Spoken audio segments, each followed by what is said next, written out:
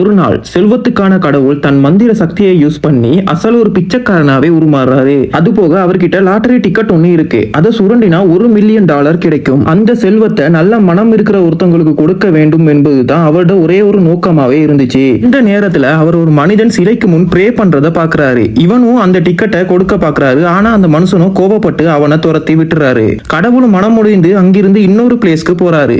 அங்க இன்னொரு பெரியவர் வழிபடுறத பார்த்துட்டு அவரிடமும் அதே கோரிக்கையை சொல்றாரு. ஆனால் அவன் பிச்சைக்காரனை தரையில தள்ளி கண்டவாக்கல பேசி விட்டுறான். இப்ப கடவுளுக்கு பசியும் சோர்வும் வேறையா, அதனால ஒரு ஹோட்டலுக்கு போறாரு. அங்க இருந்தவங்க இந்த பிச்சைக்காரனை உள்ள விடாதீங்கன்னு கோவப்படுறாங்க.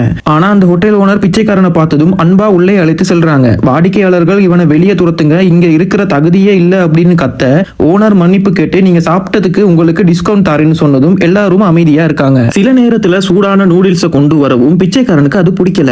அவர்கிட்ட இருந்த லாட்டரி டிக்கெட்டை கொடுத்து வேறு உணவை கேட்டாரு. அடுத்த நொடியில மெனுவுல இருந்து பிரபலமான டிஸ்களை ஆர்டர் பண்ணவும் ஓனரை பார்த்து எல்லாருமே கேலி பண்றாங்க, ஏமாந்துட்டியா அப்படின்னு.